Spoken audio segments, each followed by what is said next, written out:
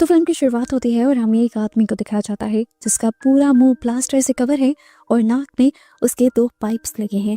दूसरी तरफ ही एक आदमी जिसका मुंह नहीं दिखाया जा रहा, वो केमिकल्स मिक्स करता है और उस प्लास्टर वाले आदमी के नाक के अंदर डाल देता है एक फनल के जरिए, और यहाँ वो आदमी तड़प तड़प कर मर जाता है। जूम आउट करके दिखाया जाता है कि उस आदमी को जबरदस्ती एक अजीब सी चीज के ऊपर बांधा गया था। जब उस किलर को लगा कि वो आदमी तड़प तड़प कर मर गया है तो उसने एक बड़ा सा हथौड़ा उठाया और उसके फेस के प्लास्टर पर जोर जोर से मारने लगा, और इस तरह उसने प्लास्टर के साथ साथ उस आदमी का फेस भी क्रश कर दिया। तो उसके बाद सीन कट होकर हमें जेनिफर नाम की एक सुपर मॉडल को दिखाया गया। जेनिफर की बहुत बड़ी फैन फॉलोइंग थी और हम देखते हैं कि ज्यादातर एड्स और पोस्टर्स में हमें जेनिफर ही दिखाई जा रही है। जेनिफर अपनी लाइफ और सक्सेस के सबसे अहम दिन एंजॉय कर रही है और उसे बिल्कुल आइडिया नहीं है कि आगे वाले दिन उसके इस तरह अच्छे और रिलैक्स नहीं होंगे, क्योंकि हम देख पा रहे हैं कि कोई उस पर नजर रखे हुए है। वो चाहे घर पर है, किसी पार्टी पर है या किसी अपने शो पर, कोई उस पर नजर रख रहा है। यहाँ तक कि कोई उसके सारे इंटरव्यूज भी सुनता है, लेकिन हमें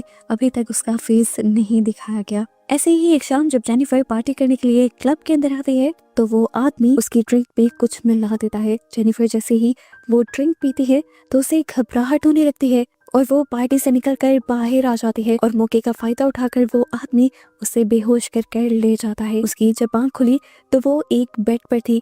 सामने विंडो का व्यू बहुत ही ज्यादा खूबसूरत था, लेकिन असल में आर्टिफिशियल था। उसने जैसे ही इधर उधर मुड़कर देखा तो उसे पता चला कि असल में वो तो एक सेल के अंदर बंद है। ये देखकर उसके होश उड़ गए। वो चिल्लाती है, यहाँ के दरवाजे नॉक करने की कोशिश करती है, पर कोई उसकी आवाज नहीं सुन पाता। काफी देर तो वो परेशान होकर वहीं बैठी रहती है और फिर उसका ध्यान जाता है इस पूरे रूम पर। इस रूम में उसके पोस्टर लगे हुए थे, यहाँ एक टीवी रखा हुआ था, उसका सारा पर्सनल सामान रखा हुआ था। वो इस चीज को देखकर ज्यादा हैरान थी कि जिस ब्रांड के प्रोडक्ट्स वो यूज करती थी सभी वही प्रोडक्ट्स यहाँ पर रखे हुए थे। ये चीजें देखकर उसे और भी ज्यादा गुस्सा आ जाता है और वो सारी चीजों को गिराने लगती है। इसी टाइम एक ड्रॉ खुलती है और वो जल्दी से जाकर उस ड्रॉ के अंदर देखती है तो वहाँ उसका वही जूस था जो हर रोज सुबह को उठकर वो पीती थी। वो जूस को उठाकर दीवार पर फेंक देती है और जोर से चिल्लाती है क्योंकि उसे यहाँ से बाहर निकलना था। जेनिफर अब बेकाबू होने लगी थी, इसीलिए वो आदमी इस कमरे में एक स्लीपिंग गैस छोड़ देता है, जिसकी वजह से जेनिफर दोबारा से बेहोश हो जाती है। जब जेनिफर को होश आया तो उसने अपने आप को उसी स्टैंड के ऊपर बंधा हुआ पाया जिसके ऊपर मूवी के स्टार्ट में हमने एक आदमी को बंधा हुआ देखा था। जेनिफर के हाथ पांव यहाँ तक के सर भी उसका यही बंधा हुआ था।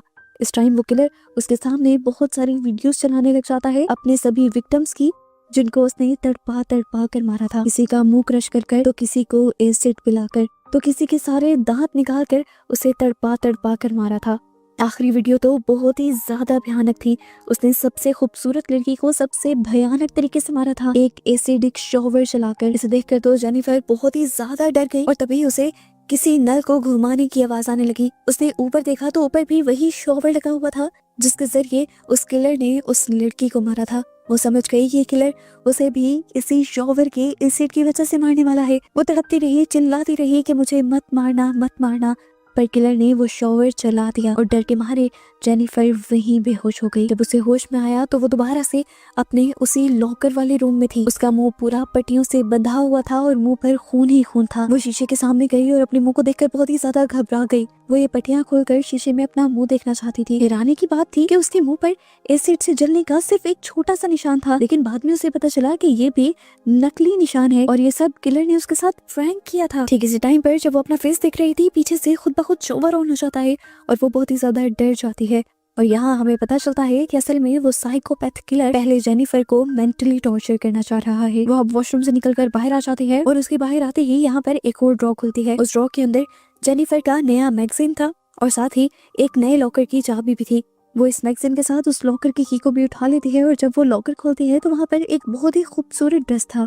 जेनिफर समझ गई कि किलर चाहता है कि जेनिफर वो ड्रेस पहने, लेकिन वो इस ड्रेस को पहनने से इनकार कर देती है और बहुत ही बदतमीजी करती है, जोर से चिल्लाती भी है। और जेनिफर की इन हरकतों की सजा देने के लिए किलर यहाँ पर एक अजीब सा साउंड चला देता है जो जेनिफर के दिमाग में लग रहा था और जेनिफर बर्दाश्त नहीं कर पाती।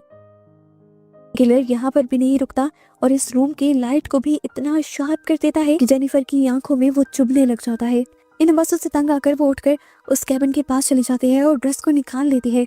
किलर भी उस साउंड को बंद कर देता है और लाइट को नॉर्मल कर देता है। ये देखते हुए जेनिफर दोबारा मौके का फायदा उठाती है और किलर के लगाए गए कैमरा के सामने जाकर उस ड्रेस को फाड़ देती है। किलर ने दोबारा उसे टॉर्चर करने के लिए वही हरबा आजमाया।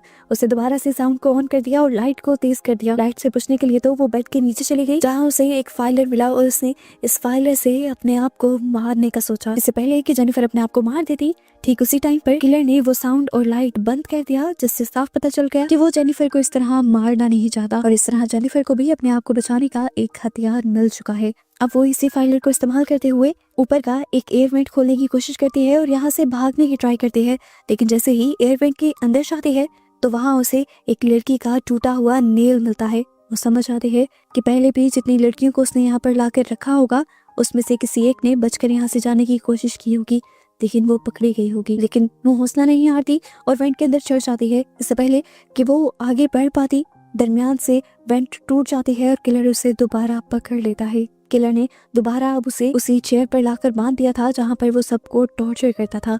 इस मर्तबा जब जेनिफर को होश आया तो वो रोने लगी, किलर से अपनी जान की भीख मांगने लगी। उसने ये भी कह दिया कि तुम्हें जितना भी पैसा चाहिए मैं तुम्हें दूंगी, तुम्हें कोई काम चाहिए, जो भी चाहिए मैं तुम्हें दूंगी। पर किलर को अगर ऐसा कुछ चाहिए होता तो वो पहले ही मांग लेता। किलर उसकी बातों को इग्नोर करते हुए अपना फ्रिज खोलता है और उसका फ्रिज इंतहाई भयानक है। उसमें इंसानों के बॉडी पार्ट्स रखे हुए हैं। वो इन्हीं बॉडी पार्ट्स में से एक नाक, एक कान और एक आंख निकाल कर थोड़ा सा पानी डालकर उन्हें ग्राइंड कर देता है और एक अजीब सा लिक्विड बनाकर वो जबरदस्ती जेनिफर के मुंह में फनल लगाकर उसमें डाल देता है और वो जेनिफर को पिला देता है।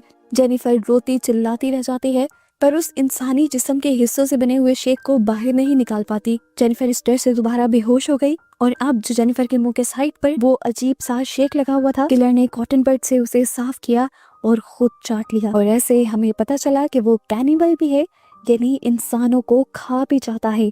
इसके बाद वो अब जेनिफर को उठाकर उसके पहले वाले रूम में छोड़ आया और खुद बाहर आ गया। हमें दिखाया गया कि जेनिफर के बेड के सामने एक बहुत बड़ा जेनिफर का पोस्टर लगा था।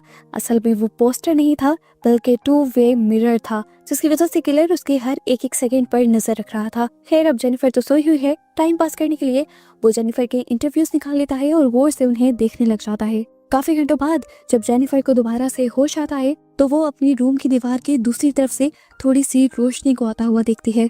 गौर करने पर उसे पता चलता है कि वहाँ कुछ लिखा हुआ था। उससे पूछा जा रहा था कि तुम कौन हो।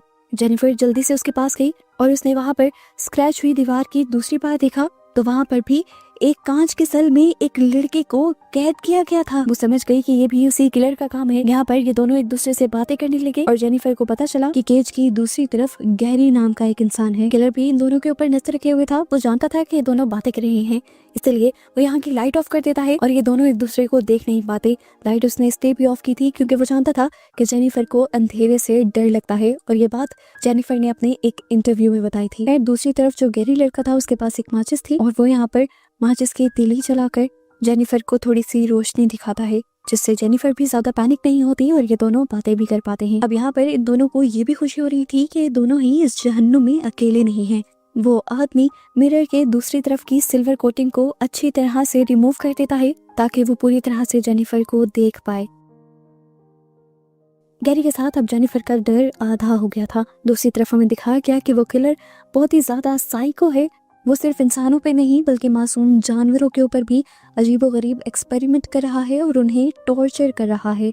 इसी तरह वो एक चूहे को भी टॉर्चर कर रहा था। यहाँ पर जब वो देखता है कि अब जेनिफर को उसके टॉर्चर का कुछ ज्यादा असर नहीं हो रहा, वो भी गैरी की वजह से, तो इस चक्कर में वो गैरी को ड्रग देकर बेहोश कर देता है और दोबारा से जेनिफर को और भी ज्यादा डराने लग जाता है। इसी दौरान अचानक एक और दराज खुलती है और दराज के अंदर वो दिखती है कि एक ग्लास में सैंड थी और सैंड के अंदर एक कार्ड रखा हुआ था। कार्ड पर बनी हुई थी एक औरत जो सैंड के अंदर धंसी हुई थी। इससे पहले कि जेनिफर कुछ भी समझ पाती, पीछे से किलर आकर उसके मुंह पर कपड़ा रखते हुए उसे ले जाता है और एक ग्लास कंटेनर में बंद कर देता है। ऊपर से लगातार अब उसके ऊपर सैंड गिरने लग जाती है और वो जोर जोर से चिल्लाने लग जाती है। यहाँ पर हम देखते हैं कि वो किलर गैरी को भी एक कार्ड भेजता है जिस पर वो उसे कह रहा था कि अगर तुम चाहो तो अपनी जान को खतरे में डालकर जेनिफर को बचा सकते हो। गैरी भी अपनी जान की परवाह नहीं करता और जेनिफर को बचाने के लिए निकल जाता है। वो वेंट के जरिए जेनिफर के कैबिन के ऊपर आकर जेनिफर को ऊपर से निकाल लेता है। अब वहीं से निकलते हुए ये लोग एक दूसरे कमरे के अंदर पहुंचते हैं। ये कमरा एक बिल्कुल लैब जैसा था जहाँ पर एक और डेड बॉडी पड़ी हुई थी और इस डेड बॉडी की स्किन बिल्कुल जल गई थी, जैसे उस किलर ने इसके ऊपर एसिड से कुछ एक्सपेरिमेंट किए हों। इसे देखकर ये दोनों ही डर जाते हैं। ये लोग बहुत मुश्किलों से अपनी जान बचाकर यहाँ तक निकले थे। अभी इन्होंने हिम्मत की थी तो इन्हें लगा कि ये लोग आगे भी हिम्मत करके अपनी जान बचाकर यहाँ से निकल सकते हैं। और सच में इनकी ये सोच काम भी कर रही थी। ये लोग यहाँ से निकलकर एक गैराज तक भी पहुंच गए जहाँ पर इन्हें एक गाड़ी नजर आई। दोनों ही उस गाड़ी के अंदर बैठ जाते हैं और गैरी जल्दी से उस गाड़ी को चलाते हुए सामने गाड़ी के शटर को तोड़ते हुए गाड़ी बाहर भी निकाल लेता है। इनको लगा कि ये लोग बच निकले, लेकिन ये सब सिर्फ इनका एक वहम था और किलर का एक ट्रैप था। गाड़ी के अंदर भी स्लीपिंग गैस थी और किलर बड़ी आराम से उस स्लीपिंग गैस को रिलीज कर इन दोनों को बेहोश कर देता है। यहाँ जेनिफर को दोबारा जब होश आया तो वो उसी एक्सपेरिमेंट टेबल के ऊपर जागी। इस टाइम एक गन उसकी कनपट्टी पर रखी गई थी और एक गन बिल्कुल उसके हाथ के पास थी और उसका वो हाथ सिर्फ ट्रिगर दबाने जितना छूटा हुआ था और ट्रिगर के सामने उसकी प्यारी डॉग थी। किलर ने उससे कहा कि तुम्हारे पास सिर्फ 30 सेकंड है, सोचो या तो तुम अपनी डॉग की जान ले लो या फिर मैं तुम्हारी ले लूंगा। जेनिफर उसे मारना नहीं चाहती थी पर अपनी जान बचाने के लिए वो जैसे ही सूजी के ऊपर गन चलाती है तो सूजी के टुकड़े टुकड़े हो जाते हैं। ये सीन काफी अजीब था, किसी भी जिंदा चीज को इस तरह गोली नहीं लगती। जेनिफर को भी पता चलता है कि यहाँ पर ये उसकी असली डॉग नहीं थी। किलर एक और मर्तबा उसके माइंड के साथ गेम खेल गया था। जिस कंटेनर में उसे अपनी डॉग नजर आती है वो इस कंटेनर को खोलने की खड़खड़ाने की कोशिश करती है पर यहाँ पर दोबारा बेहोश हो जाते हैं।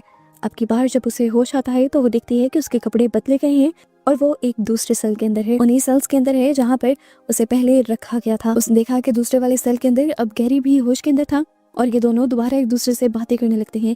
किलर एक सेकंड के लिए इन दोनों के सेल के दरमियान के दरवाजे खोलता है और जैसे ही ये लोग दरवाजे के पास आने की कोशिश करते हैं किलर वो दरवाजे फौरन बंद कर देता है। किलर इन्हें उस हद तक टॉर्चर कर रहा था जहाँ तक ये सोच भी नहीं सकते थे। इस मर्तबा दोबारा जेनिफर के रूम के अंदर एक ड्रॉर खुली और उस ड्रॉर के अंदर एक और ड्रेस थी। जेनिफर समझ गई थी कि वो किलर किसी भी घटिया हद तक जा सकता है, इसलिए उसने किलर की बात मानना जरूरी समझा और उस ड्रेस को पहन लिया। उस ड्रेस को पहनते ही किलर एक बहुत ही अजीब काम करता है, उसके और गैरी के सेल के दरमियान वाला दरवाजा खोल देता है और जेनिफर फौरन भागकर गैरी के पास चली जाती है। किलर की सोच के ठीक मुताबिक यहाँ पर किलर एक वीडियो प्ले कर देता है, जो वीडियो बहुत ही ज्यादा भयानक थी। एक लड़की की वीडियो जिसको उसने अजीबोगरीब तरह से टेबल से बांधा हुआ था और उसके मुंह के साथ साथ उसके जिस्म की कई ओपनिंग्स को सिया हुआ था। ये सब देखकर गैरी बहुत ही ज्यादा डिस्टर्ब हो गया और उसने यहाँ से कुछ चीजें उठाते हुए यहाँ के मॉनिटर तोड़ दिए और यहाँ के कैमरास भी।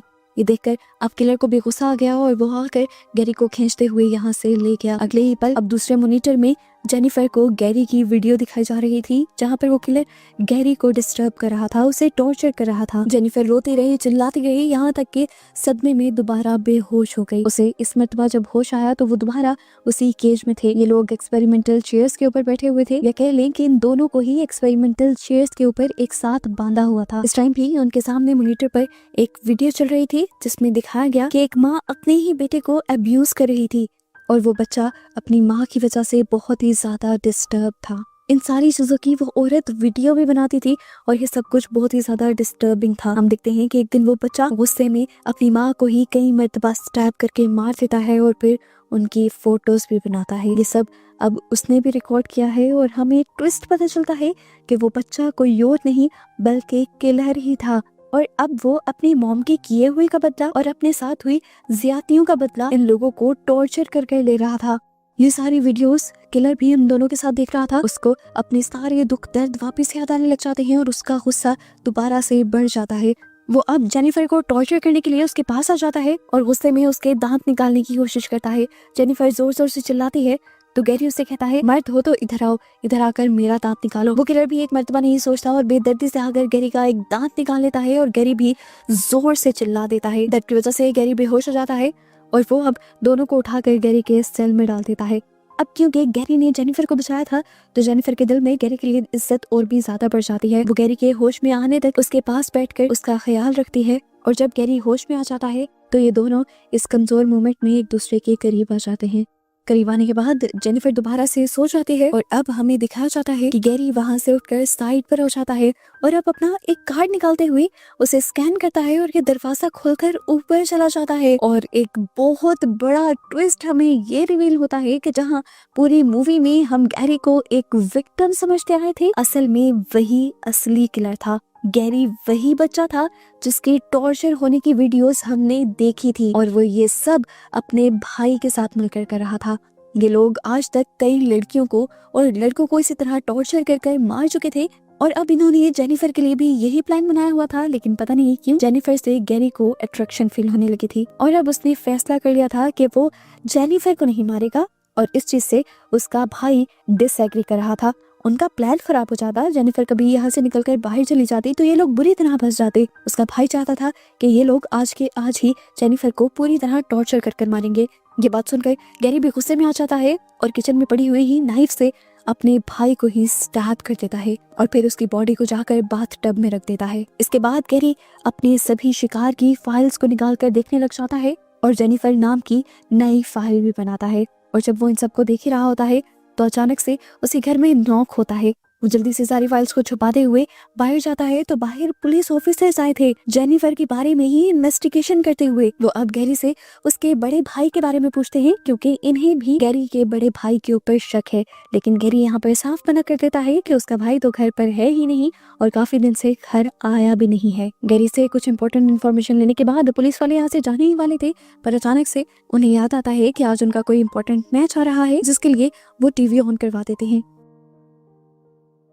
ये लोग स्कोर देखने लग जाते हैं और गैरी इनके लिए पानी लेने के लिए किचन में चला जाता है। अचानक ही वहाँ पर ऐड आ जाता है। ये लोग चैनल चेंज करते हैं तो वहाँ इन्हें जेनिफर की सीसीटीवी फुटेज मिल जाती है। ये देखकर ये लोग शॉक हो जाते हैं और इन्हें पता चल जाता है कि गैरी ही असली मुजरिम है जिसने जेनिफर को पकड़ कर रखा हुआ है। इससे पहले कि वो गैरी को पकड़ पाते, गैरी यहाँ पर अपनी बड़ी सी गन लेकर आता है और एकदम से इन लोगों को शूट करके मार डालता है। इसी दौरान उसने देखा कि गोलियों की आवाज से जेनिफर भी जाग चुकी थी। वो भागकर जेनिफर के पास जाता है और कहता है, जेनिफर उठो, हम यहाँ से भाग सकते हैं, मैंने दोनों किलर्स को मार दिया है। वो अब जेनिफर को लेकर ऊपर अपने घर के अंदर आ जाता है, जहाँ जेनिफर पुलिस वालों को ही मरा हुआ दिखती है और उन्हें ही किलर समझ लेती है। इसके बाद वो यहाँ से एक फोन उठाते हुए जल्दी से पुलिस को कॉल करने की कोशिश करती है, पर गैरी समझाता है, जेनिफर नहीं, हम ऐसा नहीं करेंगे, हम पुलिस को कॉल नहीं करेंगे। हम दोनों ने जो कुछ यहाँ पर किया है उसकी वीडियोस बनी हुई हैं, और वो वीडियोस अगर बाहर निकल गई तो तुम बदनाम हो जाओगी, पहले मुझे वो सारी वीडियोस डिलीट करने दो। ये कहकर वो नीचे चला जाता है वीडियोस डिलीट करने के लिए, जबकि जेनिफर ऊपर पुलिस को कॉल मिलाने की कोशिश करती ही रहती है। वो इसी डेड फोन से बाहर बाहर पुलिस को कॉल करने की ट्राई कर रही थी, और इतने में ही हमने देखा कि एक ऑफिसर जो मरा नहीं था पूरी तरह, वो उठकर जेनिफर के पीछे आकर खड़ा हो गया।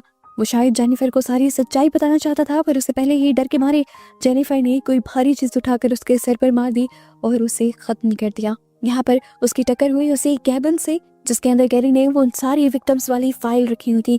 अब वो कैबिन पूरी तरह खुल गया और जेनिफर ने जब अंदर सभी फाइल्स देखी तो जेनिफर को भी सारी सच्चाई पता चल गई कि उसे पूरी तरह प्लान करके यहाँ लाया गया था, और प्लान करने वाला कोई और नहीं बल्कि गैरी खुद था। इन्हीं विक्टिम्स वाली फाइल के अंदर वो गैरी के भाई के साथ भी एक पिक्चर देख लेती है, और वो समझ जाते हैं कि ये दोनों मिलकर ही ये काम करते हैं। इतनी देर में हमें दिखाया जाता है कि गैरी का भाई, जिसे गैरी ने चाकू मार दिया था, वो भी मरा नहीं था, जख्मी था, और वो बाथटब से उठकर यहाँ जेनिफर के पास आ जाता है। वो जेनिफर को दोबारा पकड़कर मारने ही वाला था, पर जेनिफर ने अपने आप को बचाने के लिए उसकी बॉडी में लगा हुआ चाकू दोबारा और भी उसके अंदर स्टैब करके उसे मार दिया। उसको मारने के बाद वो यहाँ से भागने का हर रास्ता ढूंढती है, लेकिन हर रास्ता ही बंद था। इतनी देर में यहाँ एक पुलिस ऑफिसर का फोन बच जाता है, और वो ये फोन निकालकर एक दूसरे पुलिस ऑफिसर को कॉल करने का सोच ही रही होती है कि तभी गैरी ऊपर आ जाता है।